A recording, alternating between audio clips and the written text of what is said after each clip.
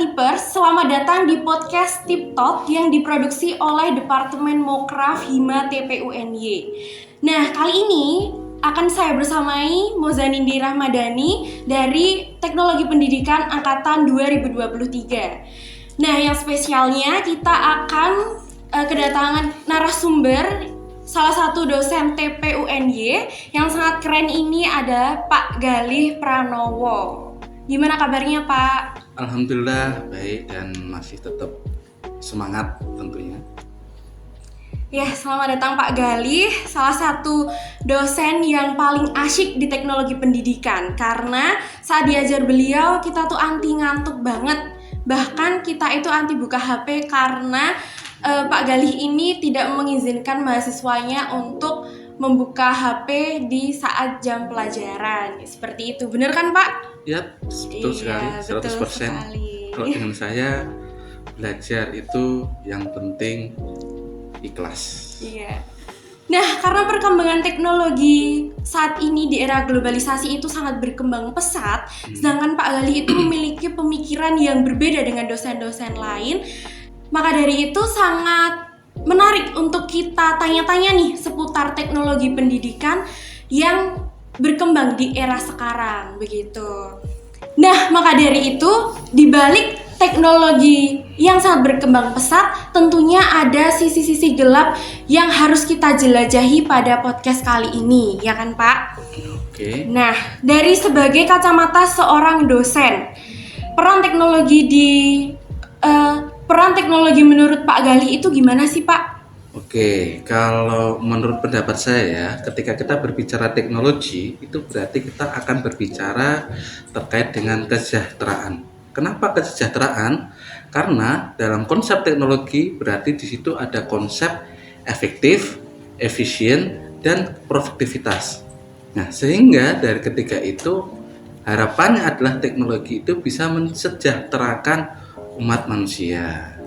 Nah, seperti itu kalau dari kacamata saya memandangnya seperti itu. Ya, setuju banget ya, karena peran teknologi ini benar-benar sangat signifikan di pendidikan ya Pak ya. Yeah. Apalagi teknologi di dalam pendidikan itu contohnya itu bisa membantu kita dalam pembelajaran. Pembelajaran juga lebih fleksibel. Contohnya kita bisa menggunakan e-learning dan juga Google Classroom. Ya kan Pak, apakah Bapak juga menggunakan fasilitas digital dalam pembelajaran Bapak atau bagaimana?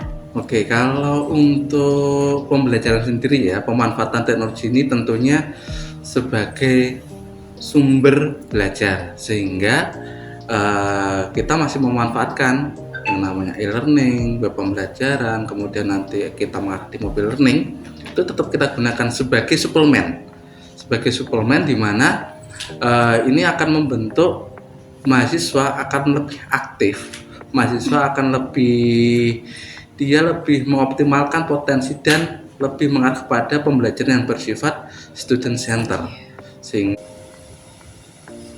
membantu sekali untuk belajarnya. Apalagi dengan teknologi yang sudah mulai terbuka ini, bukan hanya sekedar alat, tapi sudah menjadi suatu hal sumber untuk belajar dalam peningkatan produktivitas.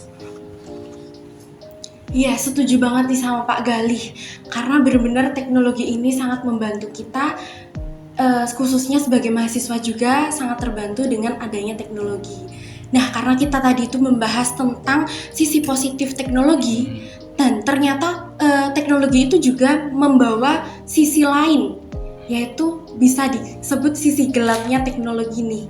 Nah, menurut Pak Galih sendiri, gimana sih cara kita menanggapi titik masalah yang bisa disebabkan atas kesalahgunaan teknologi tersebut? Oke, jadi gini ya Mbak, paradigma ketika kita melihat teknologi itu kan ada dua.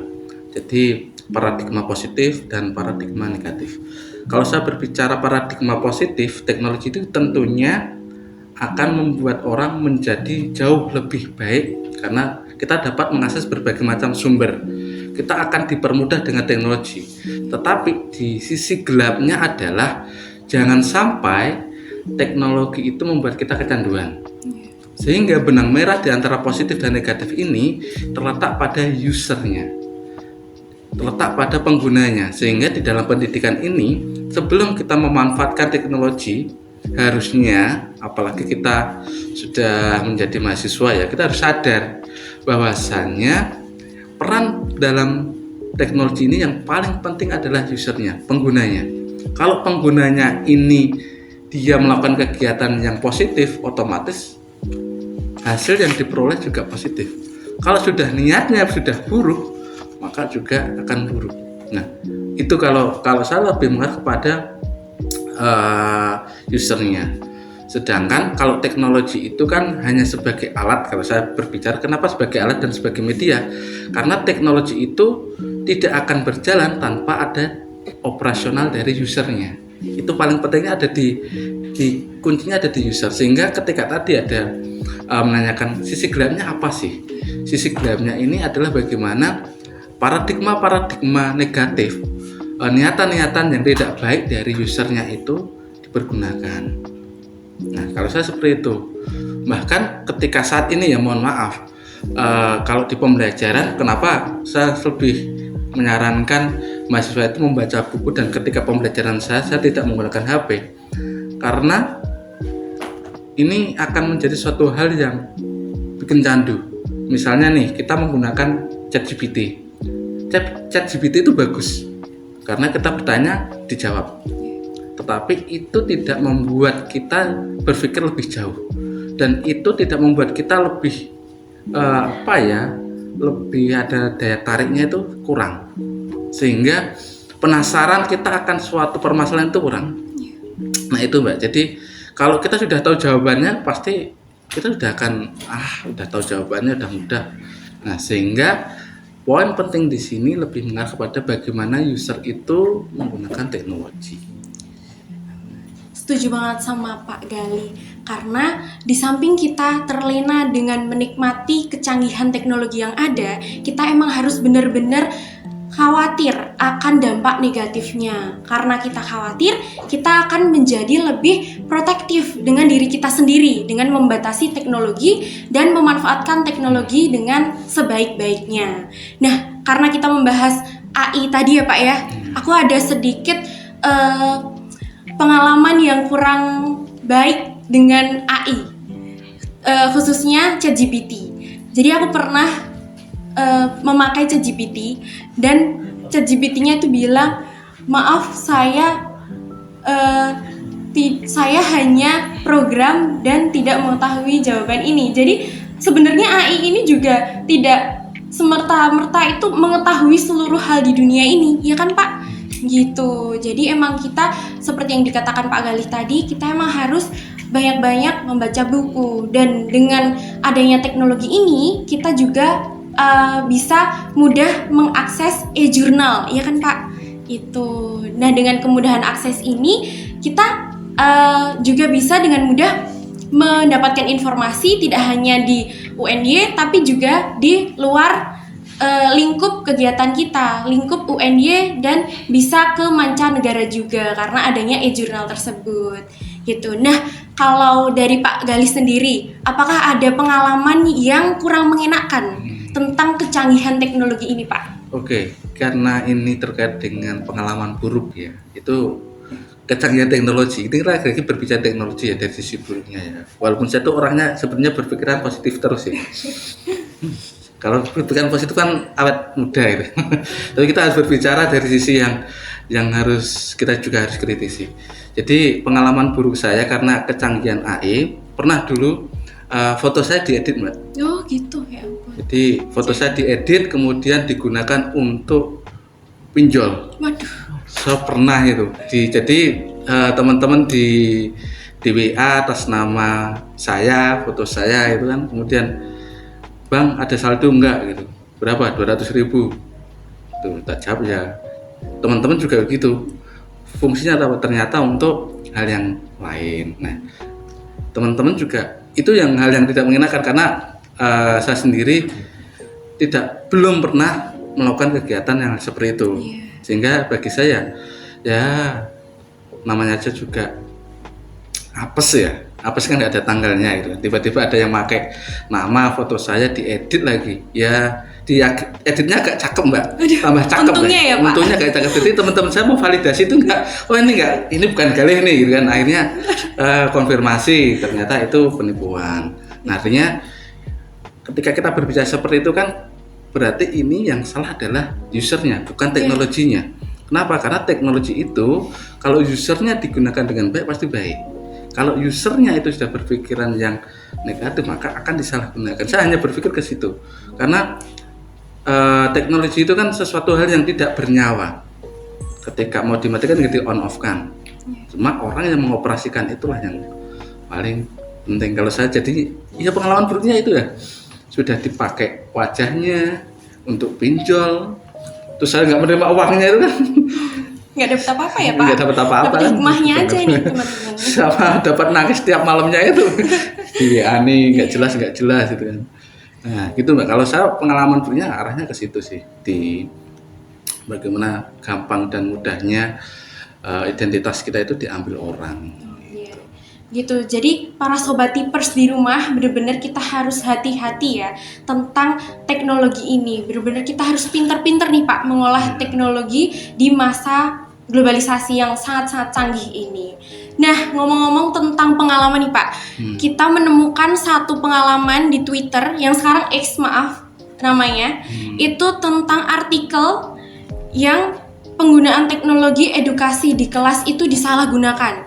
Jadi tenaga pendidikan di sana, khususnya Amerika Serikat, itu dikurangi karena mereka mengutamakan kecanggihan teknologi. Sehingga beberapa hal yang terjadi adalah siswa-siswanya itu menjadi pasif, kemudian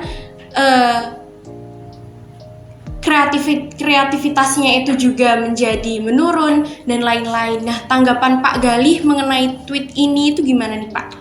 Oke, kalau ini kan kasus di Amerika ya, yang mana akhirnya muncul beberapa artikel tidak boleh membawa HP dan sebagainya. Nah, ini sebetulnya ada poin yang menarik sih dan harus kita kritisi nih, apalagi kita berkecimpung di dalam dunia pendidikan dan kita lebih concern kepada teknologi yang kita manfaatkan untuk pembelajaran. Jadi kalau saya melihat poinnya di sini adalah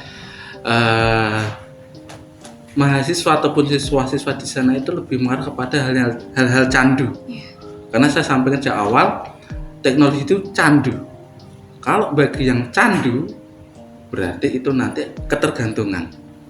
Nah, contoh, semisal ketika kita terbiasa menggunakan ChatGPT untuk menjawab soal,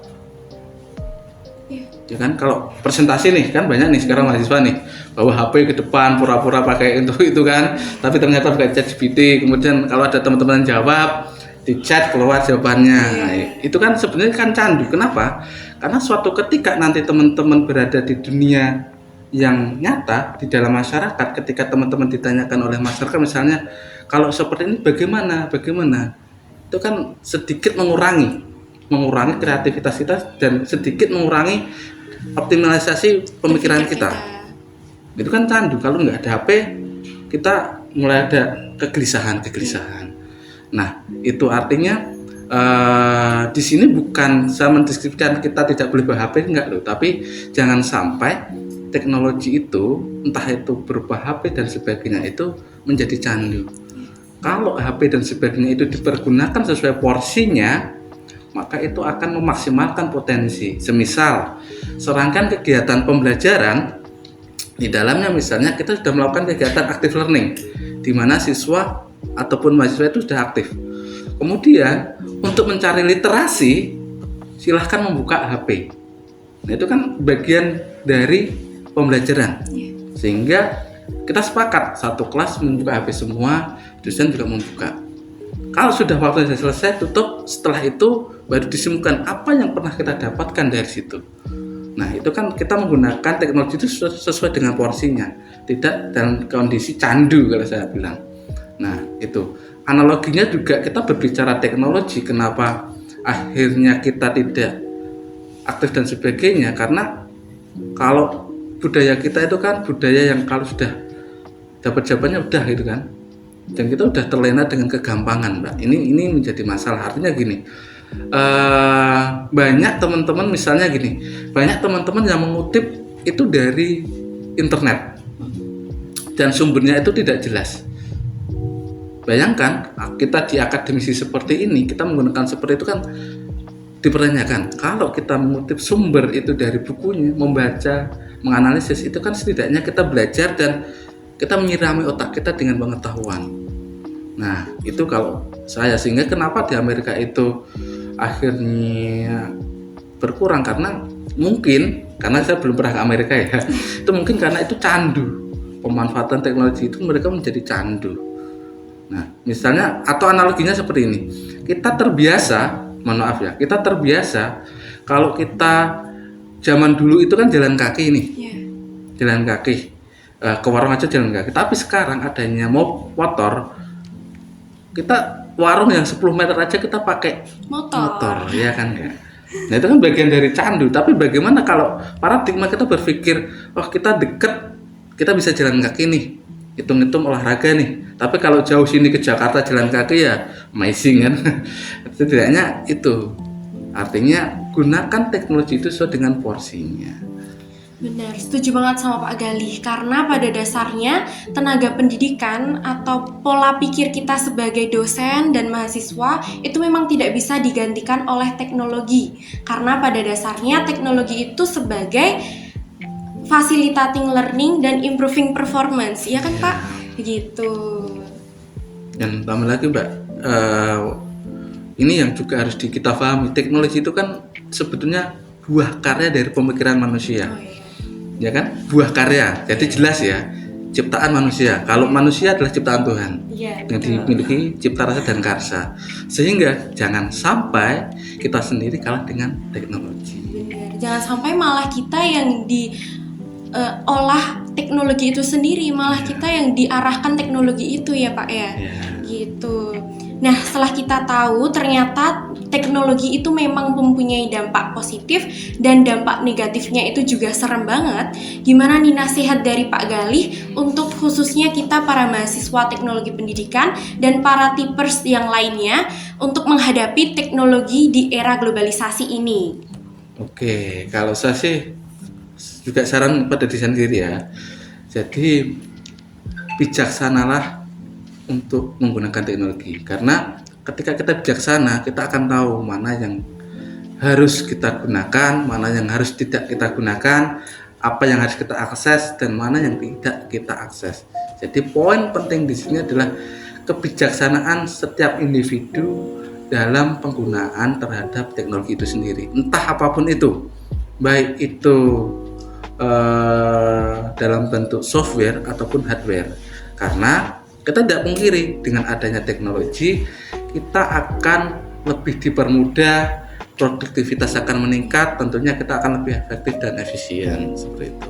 Iya benar, jadi kita emang benar harus hati-hati banget buat memanfaatkan teknologi agar kita juga bisa mendapatkan manfaatnya dan terhindar dari resiko yang tidak diinginkan. Nah, sayang sekali nih Pak, mungkin kita sudah di penghujung waktu pertemuan kita. Ada nggak nih Pak pesan-pesan untuk para tipers di rumah atau di mana saja yang mendengarkan podcast kita? Oke, jangan lupa karena kita iklim akademisi, maka hindari plagiarisme dengan menggunakan teknologi. Mantap, terima kasih pada Pak Galih yang telah memberikan kita informasi-informasi tentang teknologi di era pendidikan dan era globalisasi ini. Mungkin semua tipers di mana saja dapat mengambil intisari tentang topik sisi gelap teknologi ini dan kedepannya untuk berhati-hati dalam penggunaan teknologi. Oke, sayang sekali sudah waktunya kita berpisah. Terima kasih kepada Pak Galih yang sudah bersedia menjadi narasumber, dan terima kasih kepada Sobat Tipers yang sudah setia untuk mendengarkan perbincangan kita tentang sisi gelap kecanggihan teknologi. Sampai jumpa!